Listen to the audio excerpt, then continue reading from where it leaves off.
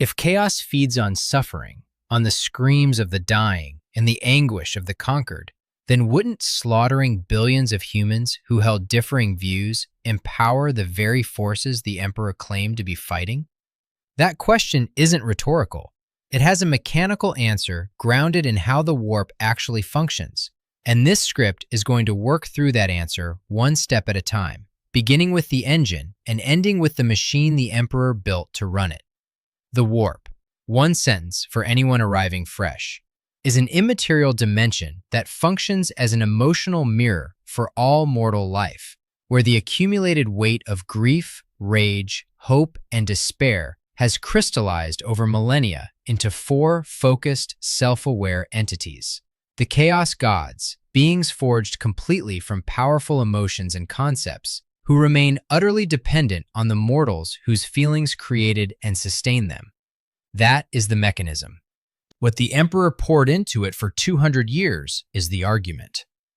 In approximately 800 M30, the Emperor launched the Great Crusade. At operational peak, more than 4,300 expeditionary fleets moved simultaneously across the Milky Way galaxy. The campaign sustained that pace for roughly 200 years. Its stated objective was the reunification of scattered humanity under a single imperium.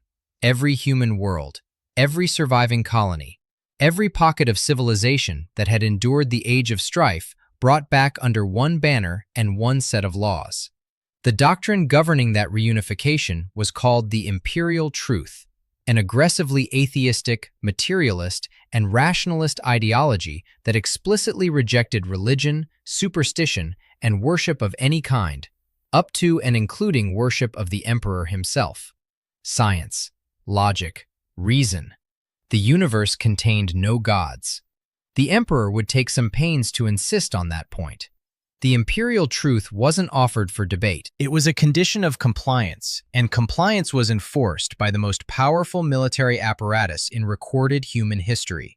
20 Space Marine legions, armies of Imperial Army soldiers numbering in the millions per campaign, supported by war machines and orbital fire support capable of reducing continents. The Primarchs, 20 demigod commanders engineered from the Emperor's own genetic material and begun as a project in 792.M30, were each placed at the head of a legion and given the practical authority to bring worlds to heel by whatever means achieved the fastest result. The losses involved in standard compliance operations were staggering at the individual campaign level, and there were thousands of campaigns. A single documented engagement alongside the Ultramarines left over 500,000 Imperial Army soldiers dead or missing. Not a decisive strategic loss, not even the largest operation that Legion ran, but one data point from a war that generated comparable data points across 2 centuries and a galaxy. Every one of those deaths left behind survivors. Every one of those survivors processed their loss through whatever emotional and spiritual framework their culture had given them. Frameworks that, if the world was successfully brought to compliance, were subsequently dismantled by the Imperial Truth's implementation teams. The death toll numbers available in the canonical record are fragmentary by nature. No single source tabulates Great Crusade casualties at full campaign scale.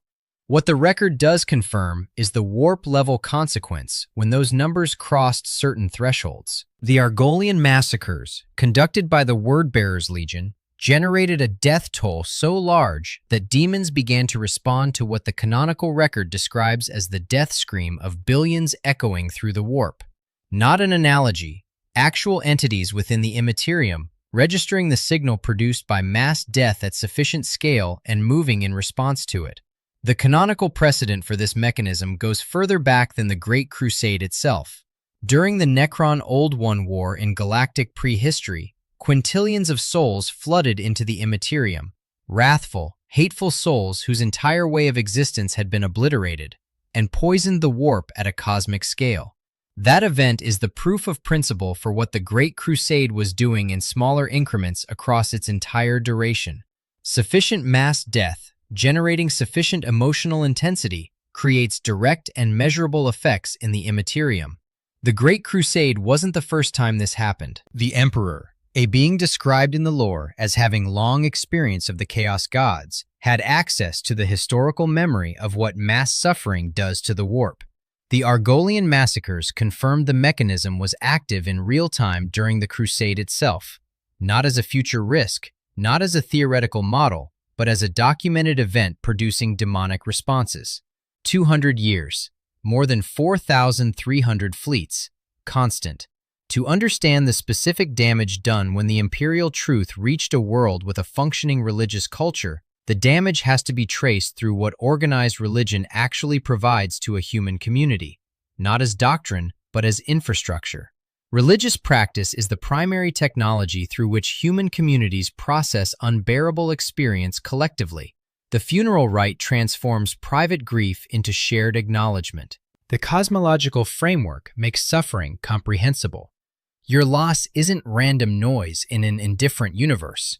It's part of a pattern that extends beyond your individual life. The priest who sits with the dying isn't offering information. They are offering presence, a specific form of structured community that carries the weight of grief without requiring the bereaved person to carry it alone. Communities built around shared spiritual practice have resilient internal scaffolding for crisis, structures that activate under pressure and distribute the emotional weight across the group, rather than leaving individuals to metabolize it in isolation. When Imperial Truth compliance teams arrived at a world with these structures intact, dismantled the temples, executed or re-educated the priests, and declared the community's deepest organizing framework to be superstition incompatible with rational civilization, the surviving population was left with its grief intact and its containers destroyed. Bereavement without ritual, loss without cosmology. The people who watched their holy sites burned and their spiritual leaders killed didn't stop feeling the things those institutions had helped them process. They began feeling those things without the infrastructure that made feeling them survivable. This category of suffering has a specific character that matters for how the warp receives it. The grief of a soldier who loses comrades in battle is acute. It peaks, and if the person survives, it diminishes over time. The grief of a community that has had its entire framework for processing grief stripped away does not follow that arc. It's chronic. It persists. It deepens in the absence of the tools that would otherwise resolve it. The warp feeds more efficiently on sustained, chronic emotional intensity than on acute spikes, and the Emperor's campaign produced exactly this kind of sustained, chronic emotional intensity across thousands of worlds over 200 years, at every world where the imperial truth successfully displaced an existing religious culture. The Emperor was generating a very specific type of warp offering at every successful compliance operation that also imposed the imperial truth's secular framework on a previously religious population. The most completely documented causal chain from imperial truth enforcement to active chaos corruption runs through Lorgar Aurelian, Primarch of the 17th Legion, the Word-Bearers. Lorgar was, in the structure of his psychology, a worshipper, not performatively, genuinely, constitutively, in the sense that directing devotion towards something capable of receiving it was as fundamental to how he experienced existence as breathing. He believed the Emperor was divine, not as a diplomatic formality, not as rhetorical exaggeration, but as a sincere theological conviction that he had examined from every angle and found unshakable. The Emperor was the god humanity had always been waiting for, and serving him was an act of sacred meaning, not merely political allegiance. The Word-Bearers' rate of conquest was the slowest among all 20 legions, not because they were ineffective warriors, they could fight, but when the Word-Bearers brought a world into compliance, they stayed afterward. Temples were constructed, priests were trained, populations organized themselves around veneration of the Emperor's divinity, and those organizations produced stable, committed societies that held their loyalty deeply rather than simply accepting imperial authority under duress. The most celebrated of Lorgar's constructions was a city called Monarchia, raised on a world his legion had brought to compliance, built as a physical argument for what devotion could produce, described by those who witnessed it as a place of extraordinary beauty. It was a monument to the idea that the human need to worship wasn't a weakness to be suppressed, but a capacity to be directed toward worthy objects. The emperor ordered it destroyed. The Ultramarines, Rebute Guilliman's legion, the legion most closely associated with the imperial ideal of disciplined, rational perfection, carried out the order. Not an alien threat, not a rogue force. The emperor's own sons, sent against the city that another of his sons had built in his honor. Lorgar was brought to the ruins and made to kneel in the ash. The canonical record preserves the emperor's logic in the instructions given before the operation. Lorgar had been told to stop worshipping him. He had not stopped, so he was taught a lesson. The lesson was the rubble of everything he had made. What Lorgar experienced at Monarchia wasn't simply political humiliation, though the humiliation was total. The emperor had not merely rejected Lorgar's devotion. He had used Lorgar's devotion as the instrument of punishment. The sincerity of the love Lorgar bore was precisely what made its weaponization effective. You built this because you worshipped me. I destroyed it because you did that. The betrayal was structured to maximize damage at the specific point of Lorgar's deepest vulnerability, and the emperor either calculated that or didn't consider it relevant. Lorgar didn't harden into political opposition after Monarchia. He broke in the way that a person breaks when their most foundational convictions aren't simply rejected, but actively turned against them. The need to worship didn't end. The emperor's rejection didn't extinguish that need. It created a desperate vacancy where the object of devotion had been. Lorgar and a core group of the word-bearers embarked on what the lore calls the pilgrimage, years spent in the eye of terror, searching for entities that were genuinely divine, genuinely worthy of the kind of devotion the emperor had refused and mocked. They found the ruinous powers. Chaos received what the emperor had spurned. Erebus, the first chaplain of the word-bearers, and Cor Pharaon guided Lorgar into the service of the four gods. The word-bearers became the first fully chaos-aligned legion, covertly, while continuing to serve in the Great Crusade and maintain the appearance of compliance. Erebus, the man whose existence as a chaos operative was a direct product of Monarchia's destruction, later traveled to the demon world of Davin and engineered the corruption of Horus Lupercal, the war master the emperor had named his supreme military commander and most beloved son. Horus's corruption wasn't a random event. It required specific preparation, specific spiritual vulnerability, and specific access, all of which were provided by a network of chaos operatives built from the wreckage of the emperor's own religious suppression campaign. The chain runs without breaks. Imperial truth enforced, Monarchia destroyed, Lorgar broken, word-bearers turned, Erebus operational, Horus corrupted. When the Horus heresy opened in earnest, 12 billion people died in its initial phase. The psychic shock of 12 billion simultaneous deaths tore through the warp with enough force to reach the Emperor on Terra. That event is typically narrated as the beginning of the heresy. Structurally, it was its receipt, the moment when the accumulated consequence of specific imperial policy decisions returned their yield in a single event. The Emperor felt it arrive because he had built the machine that produced it. The World Eaters are the second chain, and in some ways the more visceral demonstration of the feedback loop's mechanics.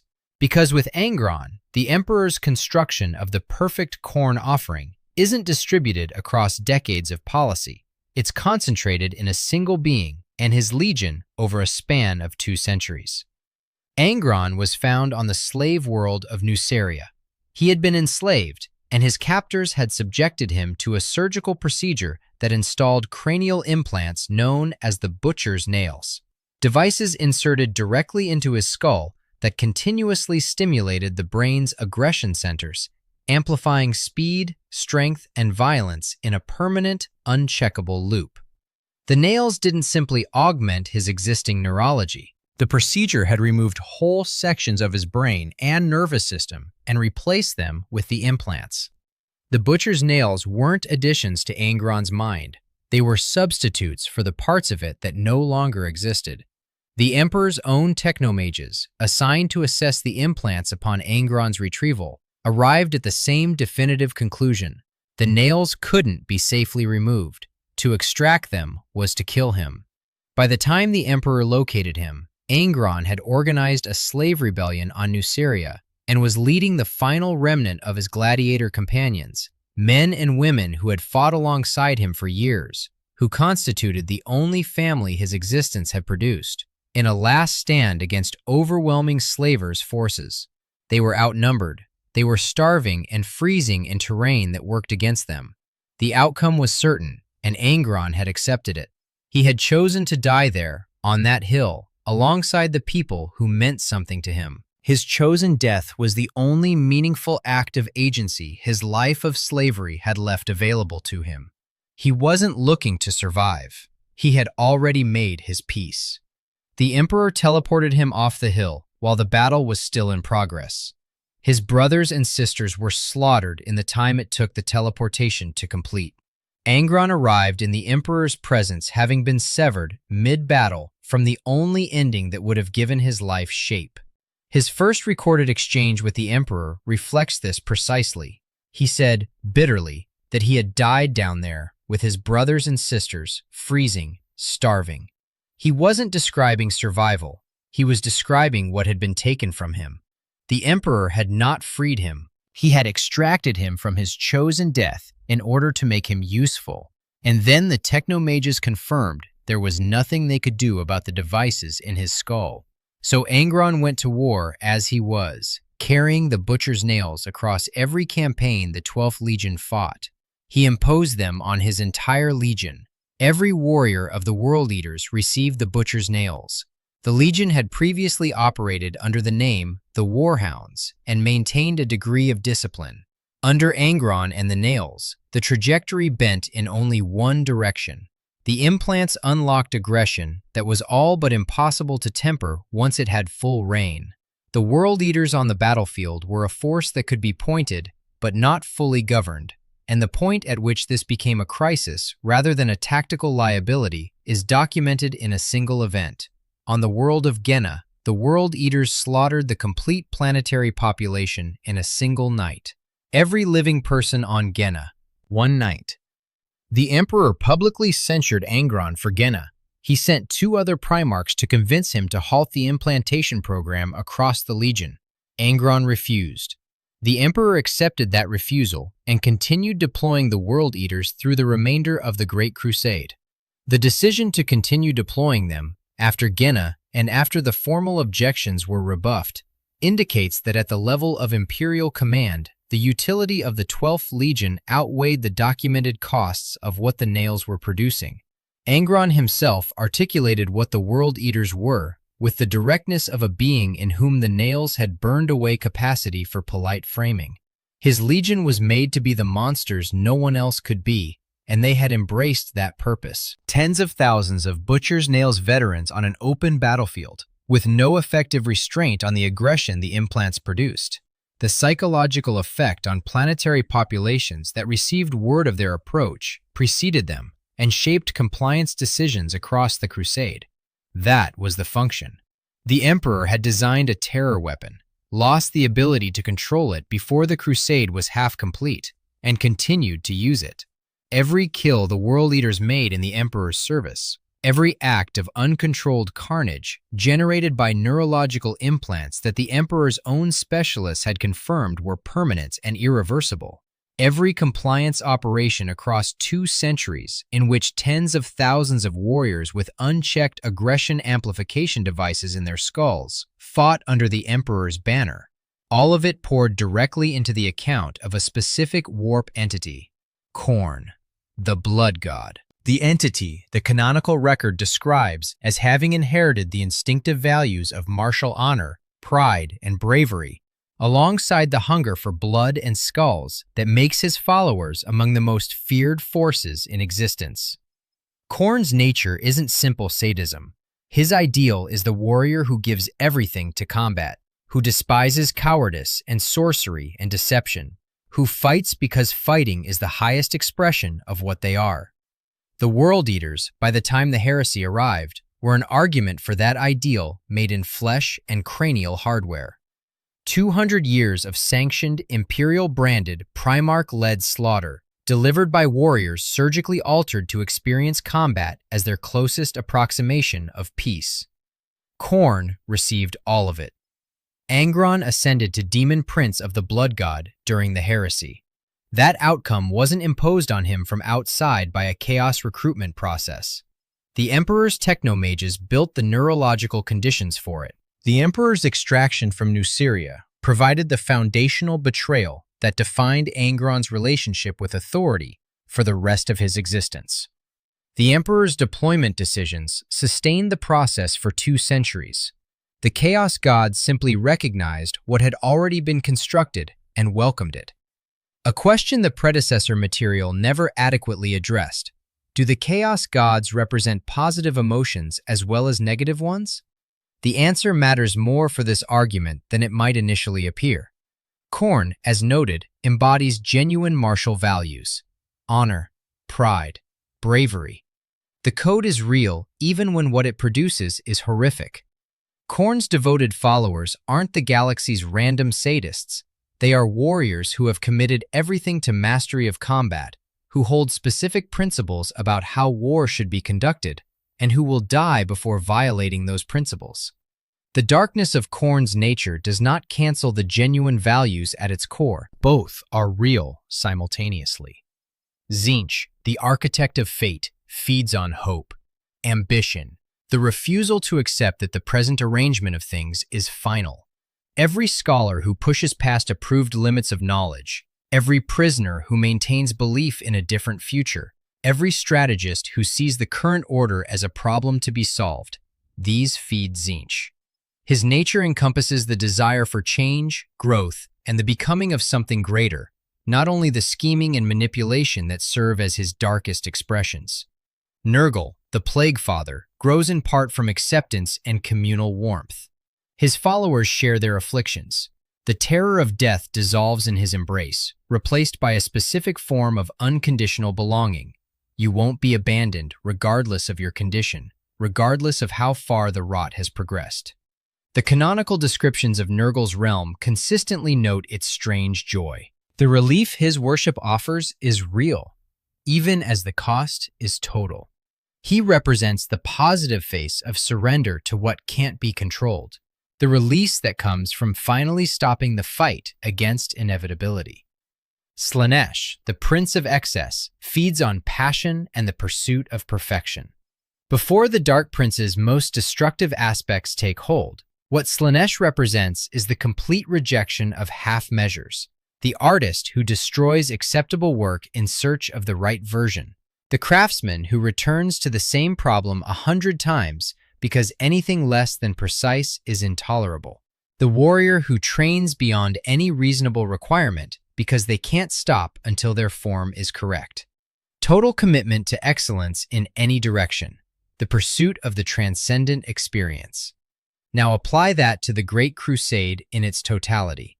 The Emperor's warriors fought with extraordinary, genuine courage, 2 centuries of it, across the entire galaxy, in conditions that made Imperial Army casualty figures like 500,000 dead in a single campaign a routine operational cost. The valor of those soldiers, their willingness to die for a vision of unified humanity, their loyalty to their Primarchs, their contempt for the alternative of failure, is structurally identical to the martial virtues Khorne claims. Not similar. Identical at the level of the warp's reception. The Primarchs themselves burned with ambition at a superhuman scale, ambition to rebuild civilization, to recover what the Age of Strife had destroyed, to extend human dominion across every world the galaxy contained. That ambition was genuine and often elevated. At the warp's level of analysis, it was Tzeentchian, the bonds of brotherhood formed between soldiers across the Crusade's 2 centuries, the specific warmth of shared suffering and mutual survival that builds between men and women who have endured the same impossibilities together mirror Nurgle's communal acceptance more closely than the cold rationalism of the imperial truth ever managed to.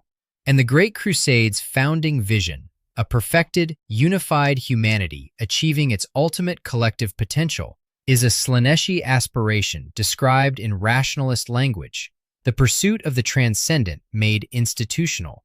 The feedback loop does not have an exemption category for righteous emotions. The immaterium does not distinguish between emotional currencies. It registers intensity and duration and collective scale and delivers the yield to whichever entity corresponds to the emotional type. Crusade fervor is as much a warp offering as conquest grief. Martial pride is as much a warp offering as conquest terror. The loyalty of a dying soldier to his legion feeds the warp alongside the despair of the conquered world he died bringing to compliance. Every emotional state the Great Crusade generated at collective scale, positive or negative, noble or horrific, poured into the immaterium and strengthened the entities the Emperor claimed to be fighting. The loop is closed at every point. There is no door through which the offering does not flow. The Horus heresy is usually narrated as an intrusion, chaos reaching into a functioning imperium from outside and corrupting its leadership through supernatural means beyond any reasonable foresight. That framing holds up poorly when the full chain of causation is visible. The Primarchs who fell weren't corrupted by omnipotent external forces acting on psychologically healthy individuals. They were worked on, steadily, by the Emperor's own methods until they arrived at the exact emotional states chaos most efficiently converts, and then chaos presented itself as the logical next step. Angron's rage wasn't installed by chaos. It was installed by Nuceria's slavers and deepened by the Emperor's decision to extract him from his chosen death. It was sustained across 2 centuries of deployment as a weapon whose progressive destruction of its wielder was documented, assessed by the Emperor's own specialists, and accepted as an operational condition. Chaos didn't corrupt Angron's mind. Chaos waited while the Emperor's machinery completed the process, then welcomed what had been built. Lorgar's turn was the direct product of a specific imperial policy decision. The Emperor's choice to destroy Monarchia and force Lorgar to kneel in its ruins wasn't a remote cause. It was the proximate trigger of the chain that produced the heresy. The ruinous powers didn't need to be more powerful than the Emperor to claim Lorgar. They only needed to be willing to receive what Lorgar was offering. The Thousand Suns situation follows the same architecture. The Council of Nicaea, convened by the Emperor to rule on the use of psychic powers within the legions, produced restrictions that fell most heavily on the 15th Legion. The legion whose entire identity, whose meaning and power and reason for existing was built on psychic mastery. Being engineered by your creator to have a defining capability, then having that same creator rule the capability forbidden, generates a specific emotional state. The warp registers wounds of that shape. The Emperor's broader communication strategy compounded every individual case. He withdrew from the Great Crusade to pursue undisclosed projects beneath the Imperial Palace on Terra, primarily the Webway project, an attempt to give the Imperium access to the Eldar's Webway network and eliminate the Imperium's dependence on warp travel entirely. The existence and purpose of this project were disclosed to no one, including the Primarchs. He delegated command of the crusade to Horus as War Master with full operational authority, and then retreated into silence and secrecy. The beings engineered to serve as the Emperor's generals, each of them carrying the full weight of superhuman emotional intensity, received his absence and no explanation sufficient to make that absence bearable. The specific species of betrayal that comes from being relied upon without being trusted, from being given authority but not confidence, from being asked for everything while being offered nothing of the interior life of the person making the request, is one of Chaos's most reliable recruitment mechanisms. And the Emperor generated it systematically by applying operational opacity to suns engineered to need precisely the opposite. The heresy, when it broke everywhere at once. 12 billion people died in its opening hours. That figure comes from the canonical record of the heresy's initial phase. 12 billion, simultaneous, the psychic shock tearing through the immaterium with enough force to register at Terra. That event is the heresy's beginning. Structurally, it's also the Great Crusade's most direct, measurable consequence. 200 years of emotional warp investment returned in a single event, at a scale the Emperor himself acknowledged by feeling it from across the galaxy. The parenthetical in this video's title carries more weight than any single piece of lore can definitively resolve, but the evidence around it can be examined honestly. The Emperor isn't a mortal with exceptional gifts. The most discussed origin account in the lore describes him as a being of the warp, whether a gestalt entity formed from the sacrifice of approximately 50 ancient shamans who combined their essence to resist the growing power of chaos, or an immortal psyker whose existence has always been partly defined by the immaterium. The canonical status of the shaman account is deliberately ambiguous. Games Workshop has left it neither confirmed nor denied in absolute terms. What the lore does not dispute is that the Emperor had extensive prior experience of the Chaos Gods, predating the Great Crusade, that his psychic presence is visible at galactic scale as the Astronomicon, and that the Imperial Truth, his own ideological instrument, was specifically designed to eliminate organized collective worship of warp entities, which means the person who designed it understood that organized collective emotional investment in warp entities is the mechanism by which those entities are empowered. That knowledge is embedded in the Imperial Truth's design logic. The incompetence interpretation. The Emperor understood that worship fed chaos, built the Imperial Truth to eliminate worship, and failed to understand that mass suffering and sustained grief are equivalent offerings. He drew a categorical line at organized religious practice and missed that the immaterium does not respect that category. Grief and rage and despair pour into the warp through exactly the same mechanism as prayer and devotion, through the emotional intensity of mortal beings directed at sufficient collective scale. On this reading, the Emperor made a foundational categorical error, sustained it across 2 centuries of operations, and was architecturally too large and too certain to receive the correction signals his own methods were generating in real time. The Argolian massacres produced demonic responses during the Crusade itself. The Emperor continued. The deliberate design interpretation. A being with the Emperor's direct warp exposure, the accumulated experience of thousands of years operating against chaos, and the specific knowledge embedded in the Imperial Truth's design can't plausibly have been unaware of what mass death and sustained suffering at galactic scale does to the immaterium. The shamans, whose gestalt he reportedly embodies, sacrifice themselves because they understood the relationship between mortal emotional states and warp empowerment. That understanding is foundational.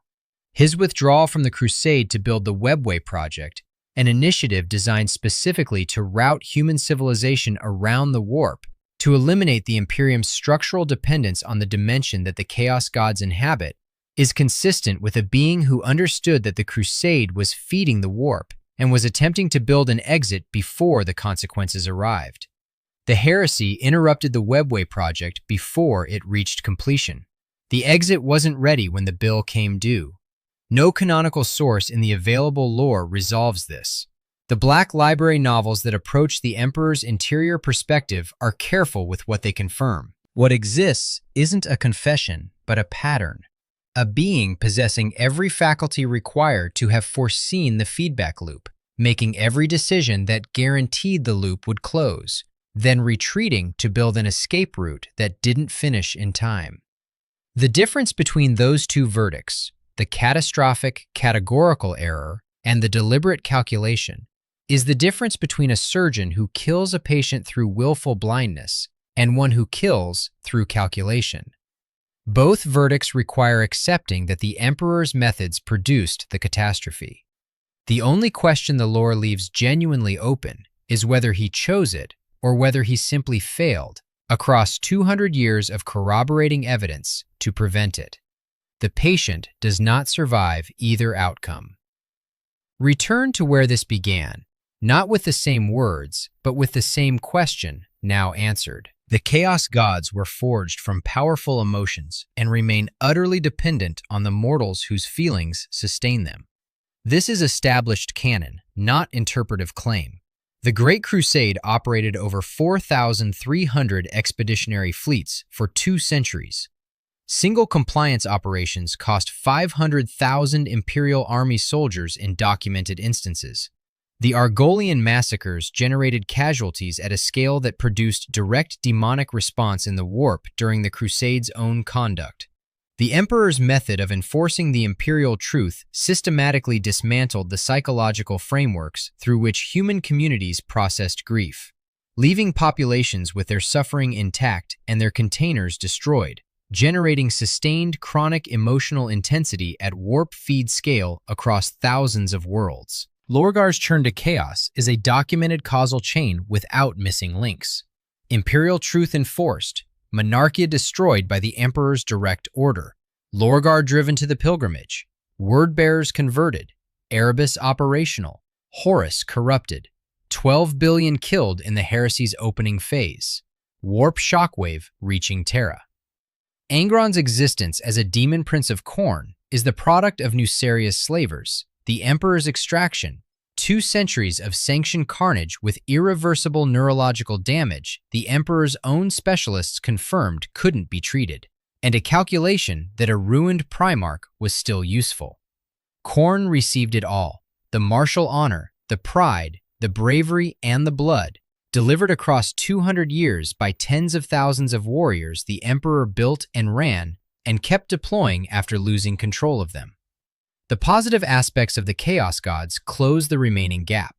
The Crusade's valor fed Khorne alongside its slaughter. The Crusade's ambition fed Tzeentch alongside its scheming. The Crusade's fraternal bonds fed Nurgle alongside its grief. The Crusade's founding vision of a perfected humanity fed Slaanesh alongside its excess. Every emotional state the Great Crusade generated at collective scale, noble or horrific, righteous or atrocious, entered the Immaterium and strengthened the 4 entities the Emperor dedicated 2 centuries to opposing. The galaxy Chaos inherited was the galaxy the Emperor built, world by world, fleet by fleet, Primarch by Primarch, compliance operation by compliance operation, across 200 years of the most sustained galactic-scale suffering in human history.